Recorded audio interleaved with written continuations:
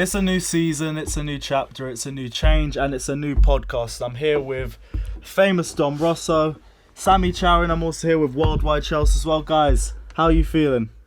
Brilliant. I mean, I'm tired, really. After work. Long day, isn't it? Long day, but I got to come here, see you guys, of course, and do my stuff. It's been too long. It's been too long. Yeah, and this is also the guy behind the camera, the guy that you guys don't really see that often, Sami Chow. How are you feeling? I'm good. Let me just apologise for my voice. I've got a sore throat, so I just sound like a dickhead right now. But, so yeah, bear with me. And this is a guy everyone knows. You guys see him plenty of times before. Dom Rosso, how are you doing, man? Yeah, I'm good for that. Yeah, I'm well. Chelsea. That's the problem. We got time now, so it's been a tough start for us. I mean, 3 games in, we've lost 2, we've drawn 1 to Leicester. It's been tough. We've expected it to be tough for us. We know it's going to be a long season, but boy, it's slapped us straight in the face. It really has. Do you personally think we played well? I personally think we played well for like 5 minutes until Mount scored. Yeah. From that, we played dead. I don't know why everyone keeps talking about us playing really well. There's a reason why we're not scoring. No, but that's been a feature. It's the same as Manchester United. We had a great start, many chances that we should have taken, but then as the games progress, it's just looked like that we run out of fitness, and I think fitness is already looking like a problem for us. It does, but then can you really? Should that be an excuse for a young side that Chelsea are? No, I'm not saying it's an excuse. If anything, it's a bit shocking because most of them have all come through pre-season. Only really Willian and Rudiger's been held back, so the rest have been there for the majority. It's slightly worrying because that means you got to call out the manager then. Yeah, we had this problem last year. No one's caught. Remember, still supporting Frank Lampard, but. No one's sorry out. Sorry out. A question. I am not starting that. Not again. Take 2. But like we said, we were talking about Frank Lampard, and we don't want to throw him out for criticism this early, and no one's trying to do that. But fitness is a huge question mark right now. I think realistically, for the first few games of the season, we've actually started really well. United, we played. It was frightful at times watching that Chelsea side because it looked completely different from what we had seen last year, and again against Leicester, a fantastic start. We were in their faces, we were rugged, had a lot of energy. We scored that goal, which fine, it was from a mistake from Leicester, but that mistake was forced upon them because of rugged Chelsea and because we were up in their faces. But then it slowly creeps in, and actually we looked tired after 25 minutes. And I think, as we said the other day on Cams, that Chelsea side, it's worrying because we're not producing anything aside from this really fast forward play, are we? Do you think it's an adaptation problem? Like, let's say maybe the same thing we had with Sarri, but it's creeping up a lot early. Because Lampard does want us to play a very intense style of play. And maybe it's the case that for these players, it's just way too much to ask them right now, which means they'll be better in the future, and in a couple of months they'll be completely different. But for now, it looks like they're really struggling to adapt to his style of play. But don't forget, we're still struggling with a striker. Oh, yeah. Like, even last year, I was still against Sarri ball, but there was times where we played well in midfield and then we just couldn't score. Yeah. And obviously, we haven't signed any strikers, apart from bringing back Terry Abraham and possibly Batshuayi. But they're still Tammy is young, he's unexperienced, so he's not going to score 30 goals this season. I'm not against him. He's just got to learn slowly. Fair play on him. Batshuayi, he's already played for us. We've seen him. He was crap at Palace. He's not going to be our saviour. So we got trouble. I live in Croydon, so I do watch a lot of Palace games. But he didn't do anything. He calls me a Palace fan. That's why he's laughing. There it is. He didn't do anything. Had to game. I can't remember how many times he scored, but he didn't score many. He didn't do anything. He rarely scored. Every Palace fan talks about Loftus-Cheek because he done so much for them. No Palace fan talks about Batshuayi because he didn't do anything. So we haven't fixed last season's problem to this season. So I think as Chelsea supporters, we need to be realistic. But then no team has ever challenged for the title without a striker scoring at least 20 goals. Actually, that's a lie. I think United did it one season when Tevez, Rooney and Ronaldo all scored something like 18 goals each. So fine, that's a completely different kettle of fish. But no team is going to do it. And realistically, we have not replaced Diego Costa. We didn't do it with Morata. Batshuayi just can't do it. And Abraham, fine. I don't want to compare him to Drogba because Drogba is one of our greatest ever players. But then Drogba came in whatever year, 2005, 2004, and he didn't. The first season, he was all over the place. He didn't have a greatest start. He's getting booed by Chelsea fans at one point. He really wasn't in favour. And I think actually Abraham, he needs to get a little bit more about him because actually he was going to ground pretty easily. And then I think there is something there. But again, Chelsea really need to sort out this goals issue because from the first few games, we've only scored, how many goals? One goal. One goal. Okay, the Liverpool game, fine. We did score a couple of goals. And don't forget, Mount's goal was given to him. Yeah. He made it happen. We've got to give fair enough. But in the Premier League, that is... It was a mistake. It was a mistake that he capitalised. Yeah, it was a dumb goal. The thing I want to say is that two things, basically. Like, obviously, look, we've been talking about the strikers, and I understand what you're saying about Drogba's first season stuff, but the players around him were fantastic. I agree. And looking back at the Leicester game, and looking back at the stats, it was so frustrating because Abraham can only finish what he's given. And there were very few opportunities that are given to him. Definitely. We can sit here and criticise him, and fine, we can do that. But then if the support around him isn't giving him the balls to actually put the ball in the back of the net, you're never going to be able to create goals. So actually, I think it's something. Fine, the striker issue is an issue, but it starts actually in the midfield. Also, I also want to say that the same thing, just like last season, obviously with Sarri, we get that goal, but we can't take even more advantage by scoring another goal. The second goal is always a problem. When we come out the second half, the mentality just drops. Drops. So is it because we need to get rid of Deadwood? Obviously, I don't want to call out any names so far, but everyone deserves a clean slate right now. New season, fresh start. Obviously, I saw the players recently. Got to give them some love. But we have to be realistic. Every time we go 1-0 up, or if it's 0-0, we come out and it's shocking. It's frustrating. And then we concede within the first 5 minutes of the second half. And that's the problem. That's worrying because fine with Sarri, there was so much animosity from the fans to the team and so much negativity inside the stadium. Get well soon. The whole of Stamford Bridge was behind that Chelsea side, and they still came out with the same negative. lacklustre attitude. Definitely. To me, it's an issue. Yeah, and let me quickly say something about Lampard. A lot of you lot on the comments, I'm not doing this Rory, sorry and stuff, but a lot of you comments was saying, how come everyone is backing Lampard, but everyone was against Sarri? This Sarri cult people, they just get on my nerves. But let me just say something. Sarri came in with this Sarri ball. Everyone was like, oh, he plays the best football in Italy, blah, blah, blah. So we had all this expectations for Sarri, and we obviously needed to win the Europa League, and don't forget we had Hazard. He did get all of our targets, even though I think we got top 4 because Tottenham and Arsenal gave it to us. But however, I don't think it was a good season. Lampard is not a good manager yet. He's unexperienced, so we can't say he's a good manager, yeah? We've lost Hazard, so we've got a weaker team. Lampard's too small to manage Chelsea.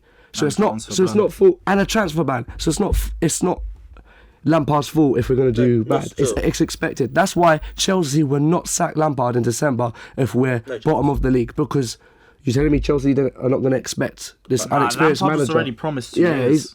Chelsea know it's possible. Sorry, most likely that he's not going to do well. Yeah. So Chelsea's going to be more patient. Lampard's a Chelsea legend, so the Chelsea fans have more patience than Sarri anyways. And as Chelsea fans, we're not expecting anything good this season. Well, yeah. So that's why Sarri and Lampard, the fans have a completely different attitude. And as someone who was Sarri into the end, completely understand that. Yep, I get why in the eye. Sorry, I get why in the eyes of some fans they're looking at this like, where was the same energy with Sarri? It was in the past. Yeah. That is last season now. As much as I would like to see Sarri stay and maybe make something, I can be honest and say if he was still here, he wouldn't make it past this season. Let's be honest. Without Hazard, without the transfer. I'm being real. Get well soon to Sarri because he's got pneumonia and all I can say is get well soon. That's a terrible thing to have. I'm being real, yeah. I think we're saying this now, and I don't want to wish the worst, but if we see the results going towards that way, yeah, I think many fans will start calling out. Stamford Bridge. There's fans. Listen. You got to thinking because it's a legend, player legend, everything. You got to take that mentality out. But Chelsea know Lampard's not a good manager. Everyone here knows Lampard's not a good manager, so we don't have any. We know that. Genuinely, there's fans that would rather go down than turn. You're going to get a few dickheads. Most match-going fans, You're going to get them. Match-going fans. Picture of Pulisic in a display picture on Twitter calling out Lampard out, but the whole. sorry to mention Rory, but as Rory would say, Chelsea people, they would never be against Lampard. No. People at Stamford Bridge. Can you define Chelsea people? I do. Hardcore Chelsea fans. All of us here who go Chelsea regularly. Yeah, I think there is an affiliation of. What about overseas fans? Overseas fans. There's different cases when people can't afford. This feels like a back in Rory podcast. Basically, this is just my opinion on a Chelsea person. If you can't go to Chelsea because you have family issues, you can't afford to travel here, you live abroad and it's too expensive, obviously you don't count. But I feel like if you live in if you live in London and you don't go to many games, I still rate you as a Chelsea fan, but I would not put you in the same position as a Chelsea fan who goes regularly. For example, I stopped going recently, I only go away. These guys go every game. So I would say these two are better Chelsea fans than me. That's all I would say. But I still think everyone's views are valid, and I think there is a level of respect between match-going fans and people who aren't in that position for whatever reason. But I think that no Chelsea supporter worth their time will ever disrespect or say Lampard. Yeah. Remember this video, guys. You will get a few, but it won't be the hardcore ones. Because I swear I remember when Lampard came back in 2015, he was getting a couple of boos from Chelsea fans. Yeah, so there's a few dickheads. There might be a little bit. There's a few dickheads. I was in the stadium. It's nothing. It'll be a small percentage. I think we don't have to worry about it. The one thing that Chelsea do need to give him, and that they haven't given any manager, including arguably our greatest ever manager, Jose Mourinho, and that's time. I've started to think Sadiq Lampard out. That's why he's saying. No, I'm not. But Jose Mourinho, I'm just a realist, man. I mean, I can lie for clicks if I really want to, but I'm not about that life. Yeah, obviously they will, but it'll be alright. But yeah, no, time is the one thing, because Jose Mourinho in 2015 won the league in May, sacked in December because we were 9th or 10th in the league. Obviously there is a different expectation, and I think that Chelsea have a long-term plan for the club under Lampard. Obviously we've got this transfer ban, we've got the money coming in from Eden Hazard, Morata's money, this, that and the other. Dom, I'm sorry to cut you off. I really want to ask you this question. Do you think Frank Lampard was the number one target? If we didn't get the transfer ban, do you think he will be here? I kind of see it as a PR stunt. No, I don't. But I think Sarri would still be here if we didn't have the ban. Even with Juventus. But that's what I mean. It was one of the reasons why he left the ban, because he wants it overturned, but we weren't doing anything. Yeah, but hear this out. That means, Chelsea knew they were guilty of the transfer ban. They didn't want to get the fans really angry, so they got Lampard in. They're getting all the legends back at the club. No, just because they're acting doesn't mean they're guilty. It just means that they can't actually do anything about it. They've got this transfer ban. I think no one wants to come to Chelsea. Who else? Yeah, but that's the thing. Who else was really there?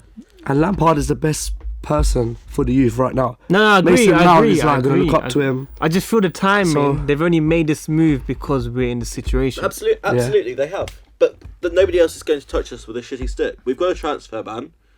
We've got one of our best players ever leaving, yeah. And we can't do anything about it. The club didn't It's a decline as well, because we've been losing key players every season. We lost Courtois the year before. We lost Diego Costa the year before. And we're not known for that. We look like we're going downhill. And if you see the way the fans treated Sarri last season, for any new manager that wants to come in, they're going to take one look at that and think, nah, Chelsea, not for me. Chelsea is a poison chalice, and there is only one way to rectify that, and that is to bring in our roots and to bring in back our heritage, and that is to bring in Frank Lampard, Claude Makelele, Petr Cech, who are Joe Cole's back in.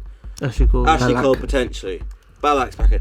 These players, fine, you don't want to look to your history, but actually to try and bring it back to Chelsea, fresh start. Chelsea, is what we really need. And over the last 3 or 4 years, we really haven't seen that. And fine, Conte did well, but then he did shockingly. Sorry, last season. Okay. I'll back Conte. I'll back him all the way. No, I don't blame him. I don't blame him for anything. Conte. There's one thing I want to say on this podcast actually properly. We need to get out of the Chelsea fan mindset.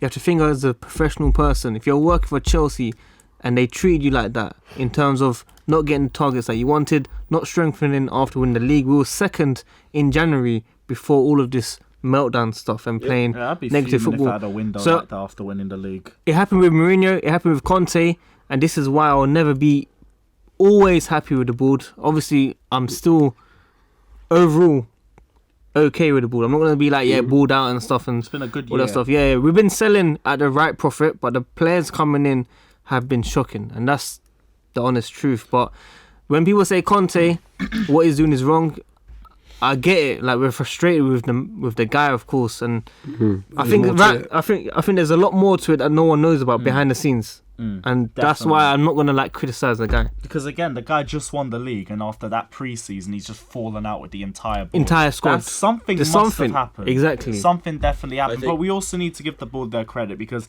let's be real, maybe when it comes to bringing in players, there's been a bit of issues.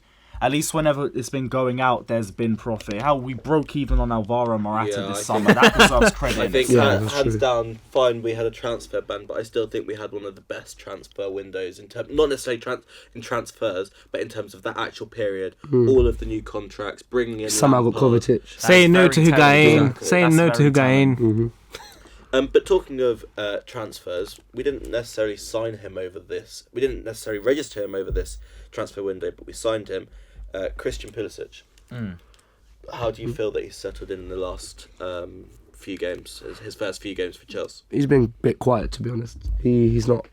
I know it's too early. Yeah. He's young and he's just started, so obviously I don't know why I'm expecting so much. But the way he was hyped up, I did expect to see more. It was a shame his goal against Liverpool was ruled out offside. That was a very good goal.